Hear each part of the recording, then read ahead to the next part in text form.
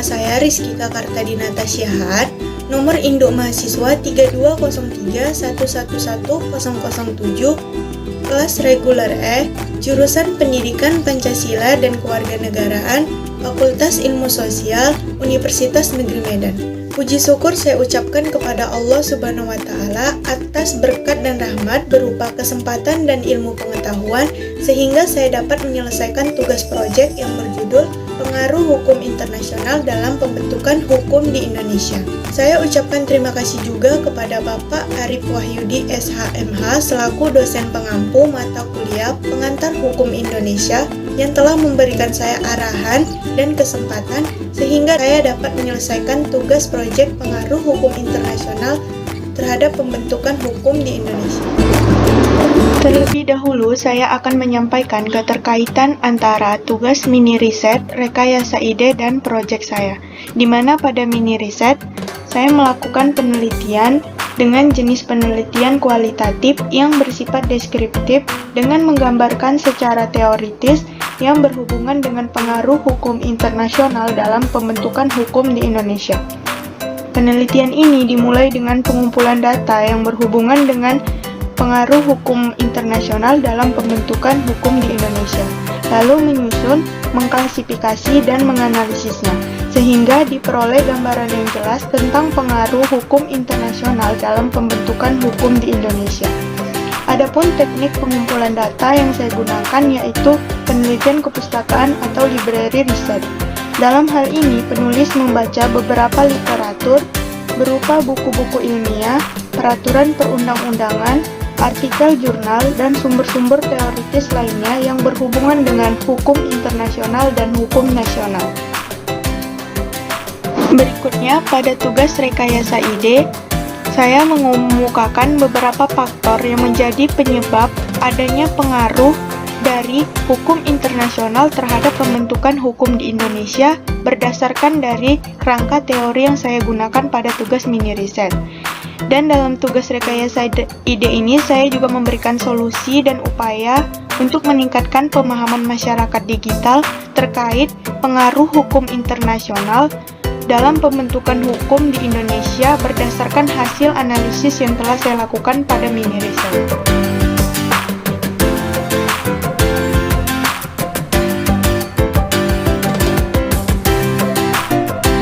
Konsep hukum internasional meliputi pengertian hukum internasional, sumber hukum internasional, subjek hukum internasional, dan bentuk hukum internasional. Adapun pengertian hukum internasional adalah hukum yang mengatur tentang perilaku yang harus ditaati oleh negara-negara dalam hubungan-hubungan antara negara satu dan lainnya yang mencakup organisasi internasional, hubungan antara organisasi internasional, hubungan peraturan-peraturan hukum yang berkenaan dengan fungsi lembaga atau antara organisasi internasional.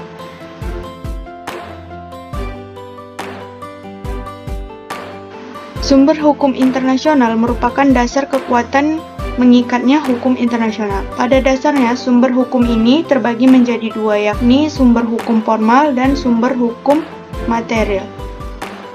Sumber hukum formal adalah prosedur hukum dan metode bagi pembentukan mengenai aturan untuk pengenaan secara umum mengikat secara hukum kepada pihak-pihak yang dituju.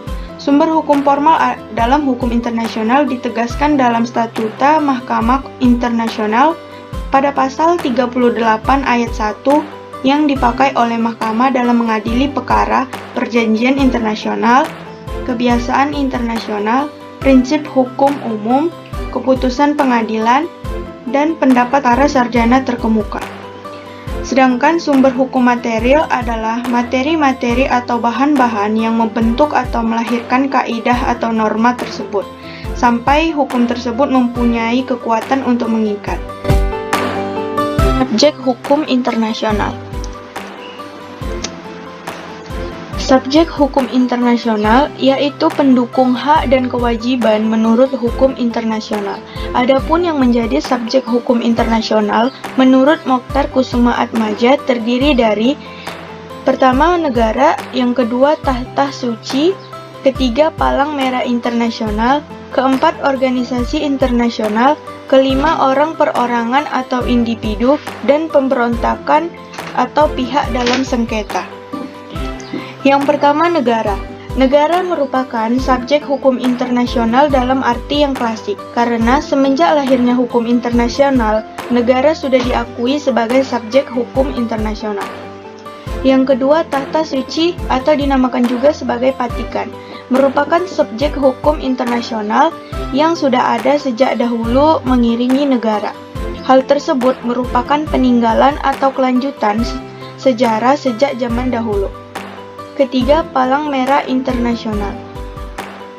Dewasa ini, Palang Merah Internasional secara umum diakui sebagai organisasi internasional yang memiliki kedudukan sebagai subjek hukum internasional walaupun dengan ruang lingkup yang sangat terbatas. Berikutnya, organisasi internasional. Sebagai subjek hukum internasional, kedudukannya sekarang sudah tidak diragukan lagi, meskipun pada mulanya belum ada kepastian mengenai hal ini.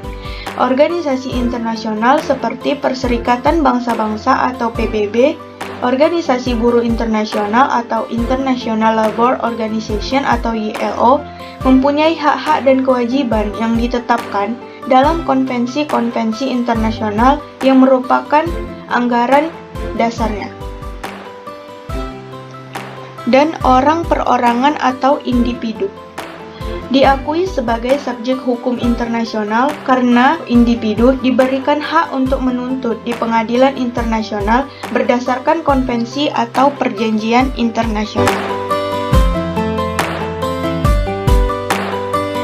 Berikutnya adalah bentuk hukum internasional. Hukum internasional terbagi menjadi dua bentuk, yaitu hukum internasional regional dan hukum internasional khusus. Hukum internasional regional adalah hukum yang berlaku atau terbatas pada daerah lingkungan berlakunya, seperti hukum internasional Amerika atau Amerika Latin, konsep landasan kontinen atau continental shelf, dan konsep perlindungan kekayaan hayati laut atau conservation of the living resource yang menjadi hukum internasional umum.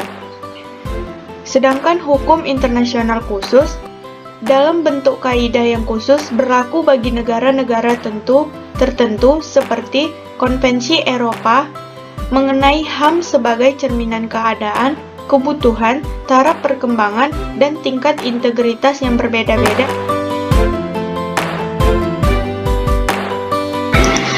Baiklah, untuk mengetahui pengaruh hukum internasional dalam pembentukan hukum di Indonesia, maka kita harus mengetahui terlebih dahulu hubungan antara hukum internasional dan hukum nasional. Paham yang mengatur hubungan antara hukum internasional dan hukum nasional disebut dengan pandangan voluntarisme dan pandangan objektivis. Menurut pandangan voluntaris, tentang hukum internasional dan hukum nasional sebagai dua satuan perangkat hukum yang hidup berdampingan dan terpisah satu sama lain. Pandangan ini juga disebut sebagai aliran atau paham dualisme. Sedangkan pandangan objektivis memandang hukum internasional dan hukum nasional sebagai dua bagian dari satu kesatuan yang lebih besar, yaitu sebagai hukum yang mengatur kehidupan manusia. Aliran ini disebut juga sebagai teori atau paham monisme. Mengenai teori monisme, didasarkan pada pemikiran bahwa suatu kesatuan dari seluruh hukum yang mengatur hidup manusia. Dengan demikian, hukum nasional dan hukum internasional merupakan dua bagian dalam satu kesatuan yang lebih besar, yaitu hukum yang mengatur kehidupan manusia. Hal ini berakibat dua perangkat hukum ini mempunyai hubungan yang hierarkis. Menurut aliran monisme, primat hukum hukum internasional berasal dari hukum nasional. Contohnya adalah hukum yang tumbuh dari praktik negara-negara.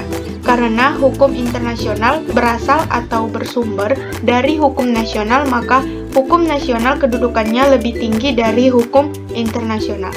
Sehingga bila ada konflik, hukum nasional lah yang harus diutamakan. Tinjauan umum pengaruh hukum internasional. Hukum internasional memiliki dampak pengaruh yang positif dan negatif terhadap negara anggota seperti Indonesia. Hukum internasional sebagai instrumen yang digunakan oleh pemerintah suatu negara untuk mencapai tujuan nasionalnya. Fungsi demikian dapat diartikan sebagai instrumen politik.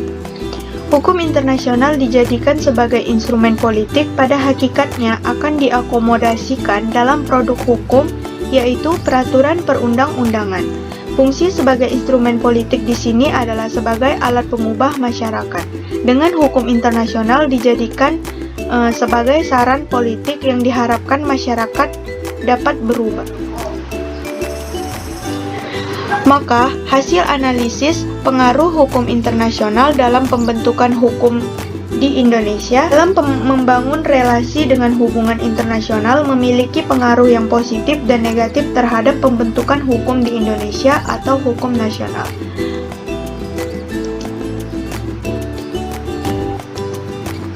Pengaruh yang positifnya bahwa hukum internasional dapat digunakan sebagai sarana penyelesaian sengketa antara negara. Dengan hukum internasional, suatu sengketa dapat diselesaikan melalui jalur diplomatik.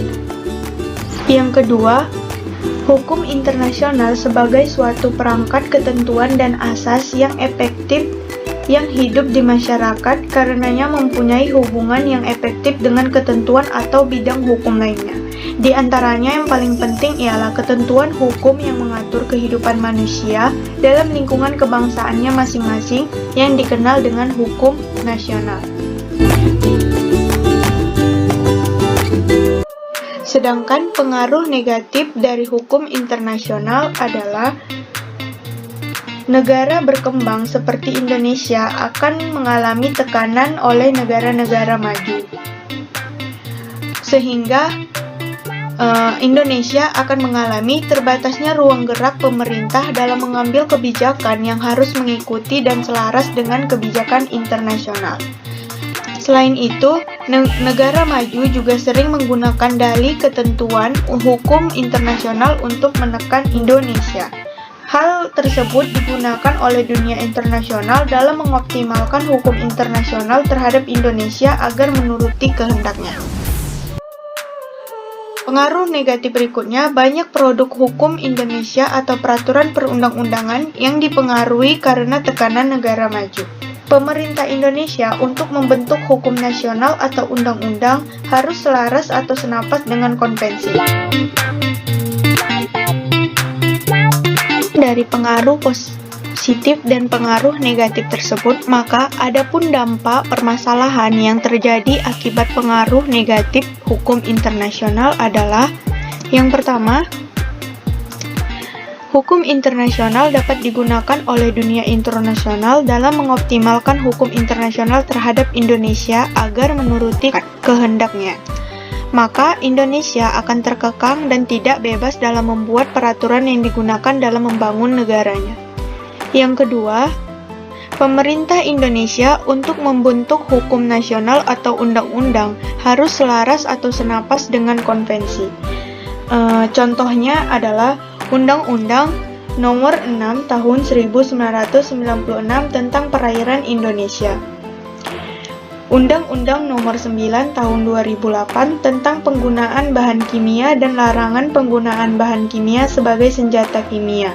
Pemerintah Indonesia memasukkan substansi penting yang terdapat dalam suatu konvensi ke dalam suatu undang-undang tersebut. Contoh lain adalah Undang-Undang Nomor 13 Tahun 2003 tentang Ketenagakerjaan dan Pemerintahan Indonesia untuk membuat suatu undang-undang yang substansinya memuat ketentuan-ketentuan yang berasal dari berbagai konvensi yang telah diratifikasi. Berikutnya, Undang-Undang Nomor 23 Tahun 2002 tentang Perlindungan Anak. Dampak permasalahan yang ketiga adalah politik hukum internasional Republik Indonesia terhadap hukum internasional menganut sistem satu pintu, di mana Menteri Luar Negeri diberikan kewenangan secara atributif oleh Undang-Undang Nomor 37 Tahun 2004 tentang hubungan luar negeri untuk berperan sebagai penjaga pintu atau gatekeeper, yang memastikan agar penyelenggaraan hukum luar negeri termasuk dalam konteks keterkaitan Indonesia dalam skema hukum internasional, khususnya perjanjian internasional, tetap berada dalam koridor politik luar negeri yang bebas aktif dan peraturan undang-undang nasional.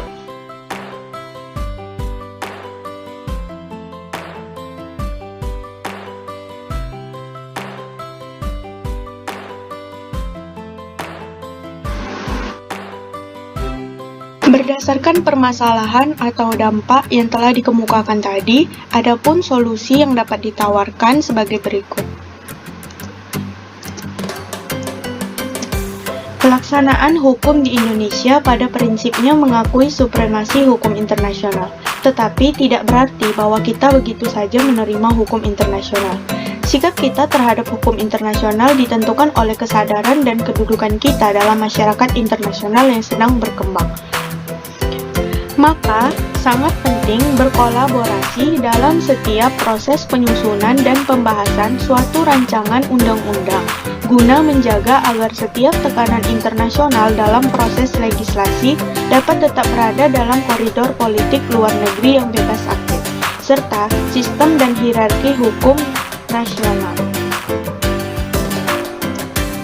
Solusi berikutnya adalah sebagaimana hubungan hukum internasional dengan hukum nasional berdampak bagi pembentukan dan pelaksanaan hukum di Indonesia yang menjadi dasar hukum internasional untuk mengatur hubungan antar negara yang tergabung dalam organisasi tersebut, dapat kita analisis terlebih dahulu berdasarkan Undang-Undang 1945 Negara Republik Indonesia. Undang-Undang 1945 Negara Republik Indonesia dijadikan sebagai wewenang negara untuk mengadakan perjanjian internasional yang menjadi bahan pertimbangan sebelum pembuatan dan pengesahan perjanjian internasional antara pemerintah Indonesia dengan pemerintah negara-negara lain. Organisasi internasional dan subjek hukum internasional lain adalah suatu perbuatan hukum yang sangat penting karena mengikat negara dengan subjek hukum internasional lainnya.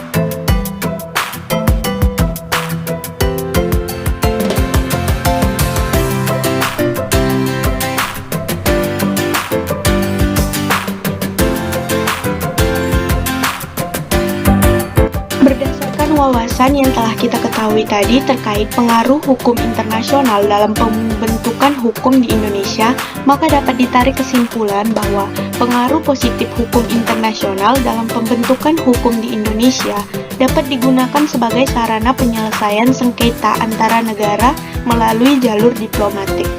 Hukum Indonesia dalam pembuatan hukum nasional sangat dipengaruhi oleh dunia internasional, terutama negara-negara maju yang memiliki kepentingan. Karena posisi Indonesia sebagai negara berkembang yang cenderung tidak bisa melakukan penolakan, maka menjadi pengaruh negatif bagi negara Indonesia karena dengan mengikuti perjanjian internasional berdampak pada terbatasnya ruang gerak pemerintah dalam mengambil kebijakan harus mengikuti dan selaras dengan kebijakan internasional. Oleh karena itu, diharapkan dorongan kesadaran dan kemauan diri sendiri sebagai bentuk aspirasi masyarakat digital dengan menelusuri ilmu pengetahuan guna menambah wawasan untuk mulai memberikan aspirasi rakyat.